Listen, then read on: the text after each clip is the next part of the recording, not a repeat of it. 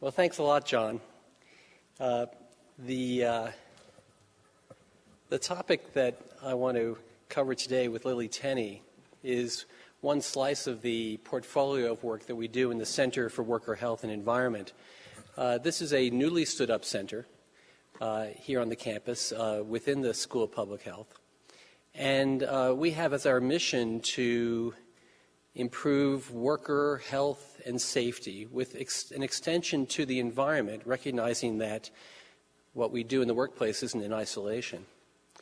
And we do that through a combination of research, as well as training, continuing or professional education, and also through public health practice.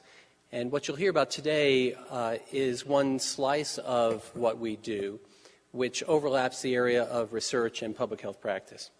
And I'll be covering the first part of it, and then Lily will be stepping up to cover the next part. So I direct the center. Lily is the executive director of the center, and with our faculty and staff, we have been very heavily focused in the last 4 years in the area of trying to understand how to promote improved practices around both the safety of workers and the wellness or overall well-being of people in the workplace. So what we're going to cover today, we're going to talk about some of the recent research and evidence gaps regarding worksite health promotion. We're going to talk about some of the challenges that are faced in developing programs, especially by and for small businesses, because we are a state of small businesses. In fact, we're a nation of small businesses. And when you look at the uptake of health promotion programs, things that try to use the workplace as a platform for having people be healthier and behave in more positive ways around their health, the large corporations are figuring it out, but the small businesses are not anywhere close. So you'll hear more about what we're doing there. And in that context, we'll talk briefly about one study that we're doing and then a major public health practice initiative of ours. So the first will be the health risk management study, and then HealthLinks Colorado, which is a new community-based approach to identifying best practices and for establishing a culture of health and a culture of safety in small businesses throughout the state. So we're on somewhat the same page, I want to present to you a concept of how we in the field of worker health and safety think about workers and the workplace and what we think of worksite wellness. And there's been a strong movement towards a concept called total worker health, which is just a term for embracing the idea that it should be a coordinated and comprehensive systems-based approach to promoting health and also protecting health in the workplace. Now, what do I mean by that? Basically, if you boil it down, I think it's great if we can promote healthy eating and other healthy behaviors when people are on the job, but we're failing if that same person is a roofer and gets up on the roof and either falls off because and injures himself or herself because there's not appropriate safety equipment, or they're being exposed to toxic chemicals.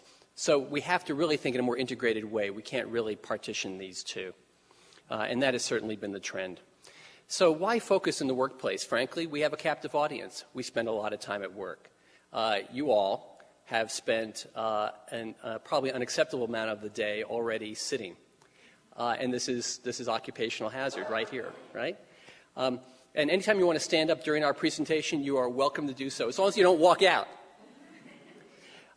We spend a lot of time at work, and what's interesting is that the workplace, there are organizational systems in place, and so we've learned over 100 years in the safety world that by creating safety management systems, just like there are systems for operating the production line or getting your services out to market and getting feedback and improving your processes, organizations understand something about how to put systems in place, and safety has become one of those systems for many corporations, and health can be another.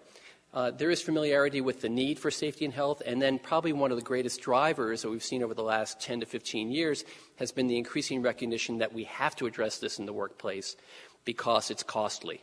It's costly to people's productivity. It's costly in terms of health care expenses.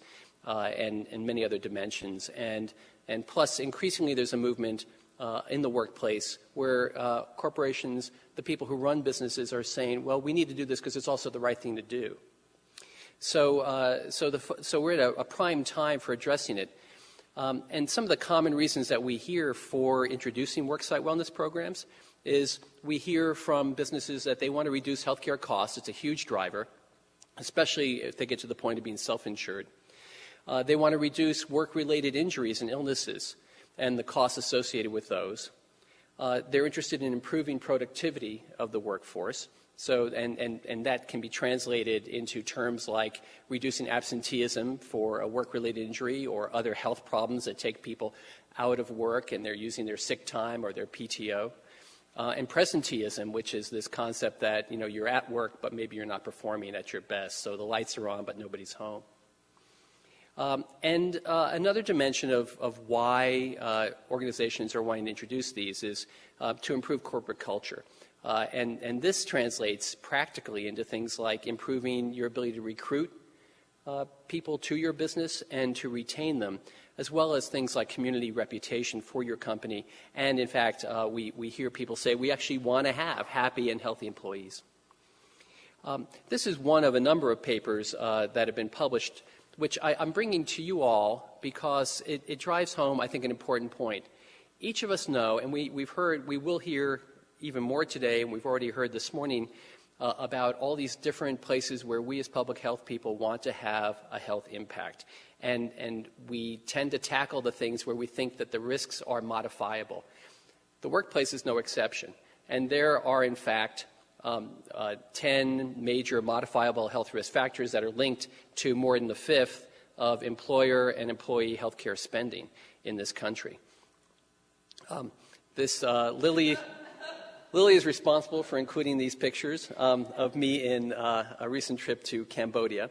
I like the Rocky Mountain marshmallows, especially when they're sitting there on the shelf in another country. But anyway, so you know this list, right? But when we look at it as occupational health and safety people, we think about these and in terms of how can we plug and play what you all know and put it to work as programs in the setting of a system that's called the workplace.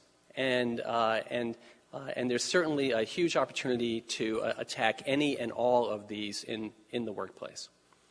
But let's sort of take it away from the healthcare cost piece and look at the other part of the equation. So this morning, as Dean Goff was talking about some of their work and looking at what happens when you improve people's health risks around diabetes, we think about healthcare costs, but there's another cost that isn't always thought about. And it's the other healthcare cost, the healthcare cost associated with an injured worker. So if you get injured on the job, your expenses don't roll into your healthcare side. They actually get paid out of a separate insurance pool, which is called workers' comp. And this slide is just to make one important point. If I injure my shoulder on the job and I have to go in for surgery, the cost of that injury is double if I have a comorbid condition. And that's what this just basically is a graph showing relative cost of the workers' comp claim, the injury. And it basically doubles if I have a coexisting condition such as diabetes or chronic pulmonary disease or hypertension, just by way of example. So when we think about the workplace, and if I'm an employer, I'm thinking about not only the impact of losing that person from the job, but it's going to affect things like the workers' comp costs, which I'm in part responsible for. So one of the studies that we're doing right now is halfway through. I'm not going to show you any data today, but I want to lay the groundwork for you so that you're aware of this study because it's unique. It's called the Health Risk Management Study, and it's a 5-year intervention study in which we are assessing whether an intervention, in this case offering small businesses the opportunity of giving their employees online health risk assessments, which some of you probably done Be Colorado, or you've done other ones where you go online and do a health risk assessment and get feedback, combined with telephone coaching, combined with online resources, whether offering that in the small business setting around the state of Colorado will in fact do one of two things. maybe both things. Number one, will it reduce health risks in those small businesses? And number two, will that translate into reduced number of work-related injuries and lower cost of those work-related injuries in terms of claims? So medical cost reduction, indemnity, and a number of claims. And this was a study that was initiated by Pinnacle Assurance. It was originally designed by a guy named Ron Getzel, who's Truven Analytics and Emory University. And we picked up the ball to collaborate with productivity folks around the country, as well as experts in health risk assessment, and brought in our team, which also includes Hai Fong and Adam Atherley, to really understand in a prospective way whether that kind of an intervention will result in an improvement in terms of overall health of workers and small businesses in Colorado. So that's just to tell you one of the research components that we have ongoing. Now with that, what I want to do is I want to turn it over to Lily to tell us a little bit about what we think is the larger public health practice dimension to what we need to do here in the state. And so let me just turn it over to you. Perfect. Thank you, Lee. So as Lee mentioned, one of the things that we have started to work on is a new project that's really a public health practice project, and in part was informed by a systematic review of small business health promotion interventions and barriers to adoption that was headed up by a student who worked with us last summer, Kira McCoy, who looked at the literature to really try and find out what was working in small businesses under 500 employees. So out of 53 articles that were selected from a number of terms, we ended up with 18. And out of those, 10 were in the category of adoption and barriers to adoption, and 8 were in the category of intervention. And out of each category, only one article was graded as high rigor. But what came out of that was what were to be found as the barriers and the opportunities. With the 3 top barriers for small businesses really being around direct costs. It costs too much money to adopt these types of programs. There's the perceived barrier of lack of employee interest. So we thought, okay, well, we can get past that. Maybe they haven't asked the employees if they're interested to participate to begin with. And then the lack of management support. Other barriers are indirect costs around staff. Many of these programs are run by volunteers within an organization, so they're limited on the types of resources they have access to, as well as the lack of expertise. So with that, along with other research that we've been looking at, we set out to address the biggest barriers facing small businesses through this program, many of which I just explained. So not more than a month ago now, we launched a new program called HealthLinks Colorado, which focuses on really learning more about what works in small businesses, as well as recognizing the businesses in the community at a local level that are champions and leaders and can have something to share and results to show on what they're doing around both worksite wellness and safety. So HealthLinks Colorado does 3 things. Similar to a LEED certification for green building, we certify healthy businesses that meet the criteria at 3 different tiers around worksite programs and safety integration. We also provide at the county level funding and advising as part of a Kickstart program to get companies that aren't currently adopting these types of programs up and running and connected with the right resources that can be low-cost options and create efficient and sustainable programs.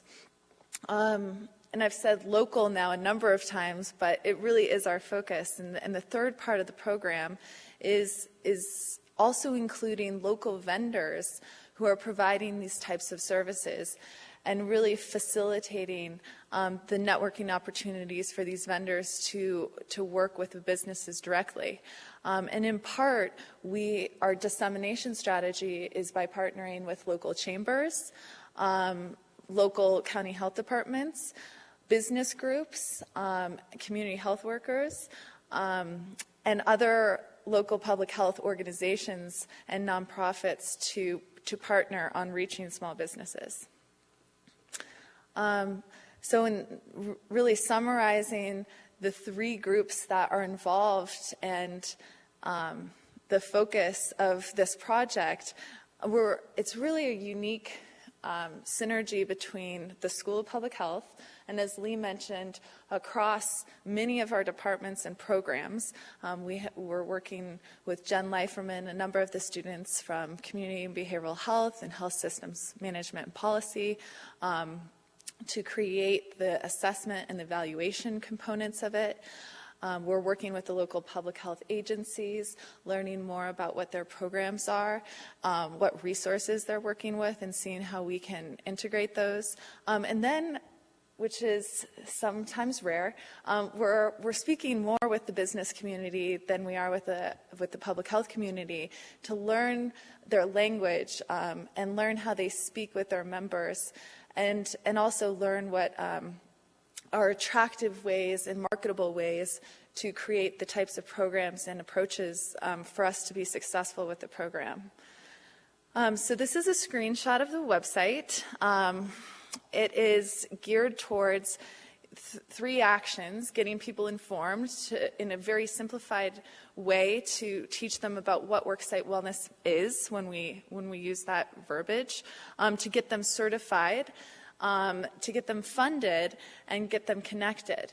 And the tools behind this engine, the backside of this, is an application that was developed from evidence-based frameworks out of the CDC and the WHO, and many different follow-up evaluations, looking at how these businesses start to improve and adopt more comprehensive programs along the way. So just to give you a fun intermission for the presentation here, one of the things we did is try to market the program in a fun way. So we created a little animation that I'm going to play for you. And our audience here, again, is the small business. Working adults spend most of their time at work. More time than with family, more time than watching TV, even more time than they spend eating and sleeping. So it's no surprise that working in an environment where health and safety are a priority is one of the most important ways for people to stay healthy and happy. Worksite wellness is a people-centered approach to doing business. By creating a work environment that promotes safety, physical activity, healthy habits, and overall well-being, companies can benefit from higher employee satisfaction, increased loyalty, improved productivity, fewer injuries, and lower healthcare costs. It's not just good business, it's good business strategy. Building a worksite wellness program doesn't have to be overwhelming or expensive, and you may be doing things right now that count. Things like swapping out junk food and sugary sodas for healthy snacks, encouraging physical activity during the day, designating your workplace as a smoke-free environment, or posting safety notifications in common areas. These and other simple strategies can be the basis of a good worksite wellness program. HealthLinks can help get your worksite wellness program off the ground and turn it into a competitive advantage. You can get certified, get supported, get funded, and even get connected to other like-minded small businesses in Colorado who know that a healthy business is good business. So get started today. Go to healthlinkscolorado.org and bring wellness to work.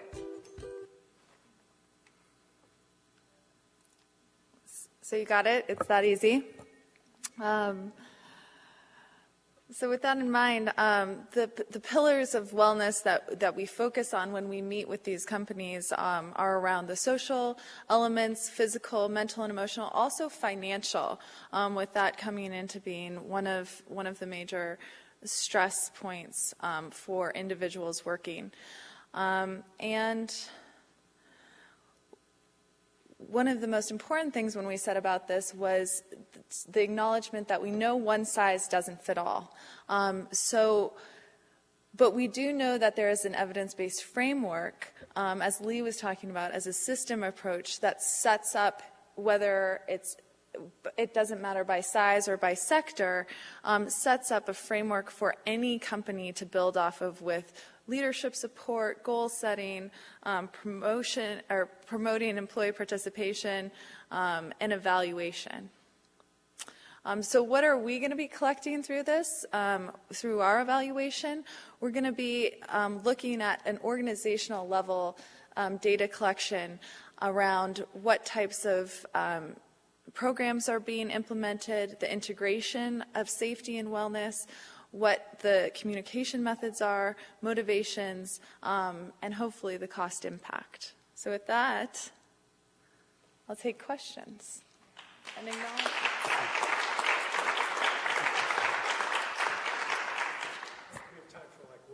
So we're going to take one question, and while someone's thinking of that question, one name not on here that should be on here is Hai Fong in HSMP, who's also worked very hard on the project. No questions? Tim, what's your favorite thing to do for wellness at work? I like to walk while I meet with people. We should meet more often. All right. Great. All right, thank you. Well, thank you.